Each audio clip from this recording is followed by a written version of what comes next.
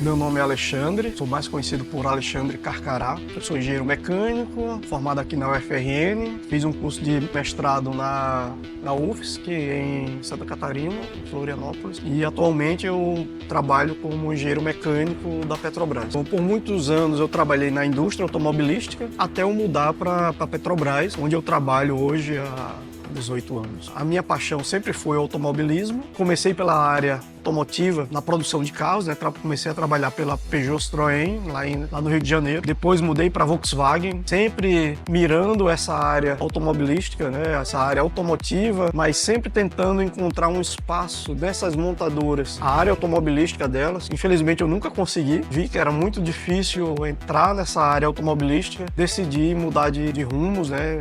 Vim para a Petrobras. A parte automobilística veio como hobby, né, como construção de carros, projetos e participação de algumas competições profissionais também, apoiadas pela CBA.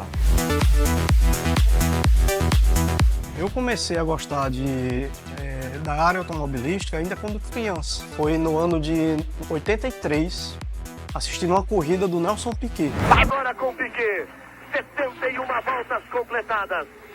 São 6 voltas para o final. Era a última corrida do ano e ele precisava chegar em terceiro.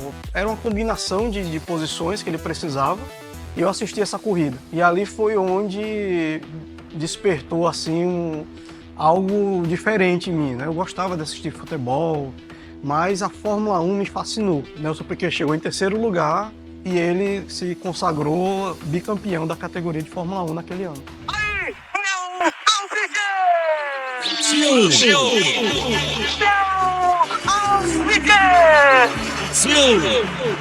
Campeão mundial de Fórmula 1.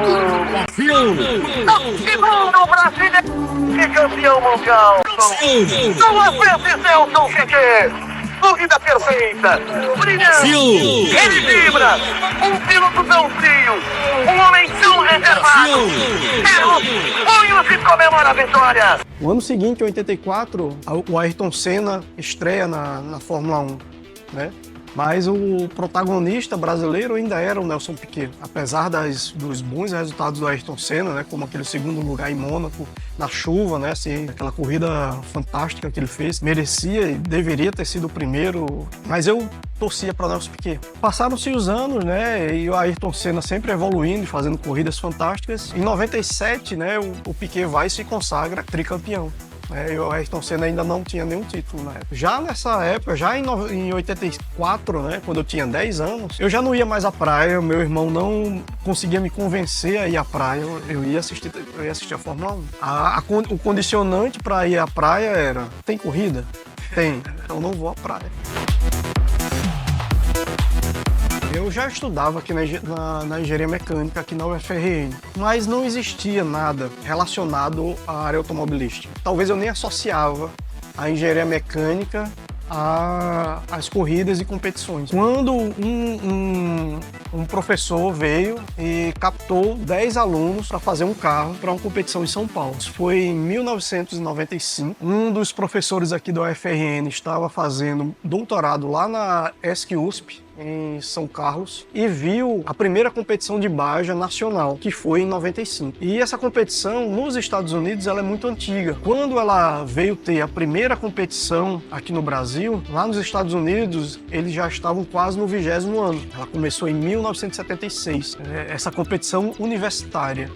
De você construir um carro, né? Na época, o desafio dos americanos era construir um carro com uma motorização pequena e você conseguir extrair o máximo possível de potência desse motor, transformar num carro eficiente. Só a gente lembrar a década de 70, né? Ali por volta de 74, a gente teve uma das crises do petróleo, né? E os Estados Unidos tinham o quê? Carros com motores muito grandes, né? Então, dentro das universidades, começou esse trabalho de tentar construir um carro com uma motorização pequena. Já era o mesmo motor da época da competição que eu participava, né? Hoje mudou já, mas na época era um motor de 8 HP, era um motor bem pequeno. Então a ideia da competição era: consiga extrair o máximo possível desse pequeno motor para você transformar no carro o melhor possível. Em 95, naturalmente, a UFRN não participou, ela não sabia, ela veio ter conhecimento a partir do professor Clayton, que estava fazendo doutorado, e aí ele consegue uma fita VHS e envia pra gente por correio, né? A gente recebe aqui, né? O professor nos chama para uma reunião, né? Para dizer: olha, eu preciso de alguns alunos para construir um carro para uma competição em São Paulo no ano que vem, né? E vai ser no circuito de Interlagos. Imediatamente eu disse: eu sou o piloto. Voltou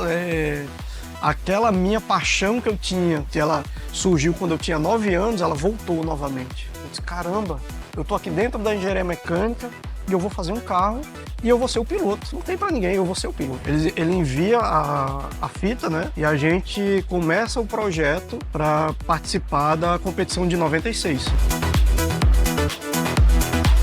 Desse laboratório foi onde a gente começou tudo. Esse laboratório é o laboratório de energia aqui da UFRN e a gente começou a construir o carro aqui. Em determinado momento até a gente transferiu todo o nosso QG para uma oficina do professor Ulisses, que fica lá na Rua Chile. E o primeiro carro da UFRN, ele nasceu lá na Rua Chile. A primeira volta foi na Rua Chile. Tudo pra gente era novo, então a gente não tinha experiência alguma.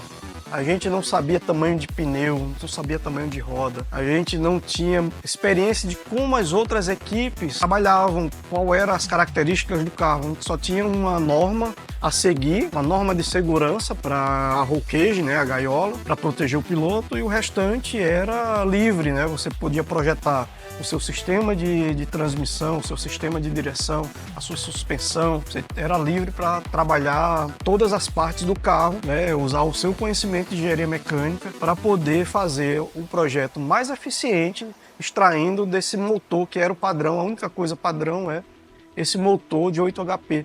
Todos os conhecimentos de engenharia você aplica para construir esse carro. Aquele carro que for mais eficiente, ele vai se sobressair, porque você tem uma potência muito pequena. Se eu faço esse carro muito resistente, ele vai ficar muito pesado, né? Esse motor de 8 HP ele não vai ter um desempenho tão bom. Se eu fizer esse carro muito leve, pode ser que ele fique frágil e ele quebre em algum momento. Você tem que achar ao meio do caminho um carro resistente e frágil e tem um bom desempenho na corrida. Lembrando que uma das provas é um enduro de 4 horas. Então nesse enduro é onde você separa, né, os carros que foram bem projetados e os que não foram. Termina o enduro quem fez o melhor projeto. Claro que a competição inteira envolve vários outros quesitos, várias outras provas de velocidade final, né, velocidade máxima que o carro atinge, prova de aceleração, né, quanto ele sai da velocidade zero até uma distância de 30 metros, aí é medido qual é a aceleração dele. Nesse mesmo percurso, ele continua acelerando, com 100 metros você tem um radar e mede qual é a velocidade que ele alcança. E depois desse momento você freia o carro, e aí você faz o teste de frenagem do carro e você vê qual é a capacidade de frenagem dele.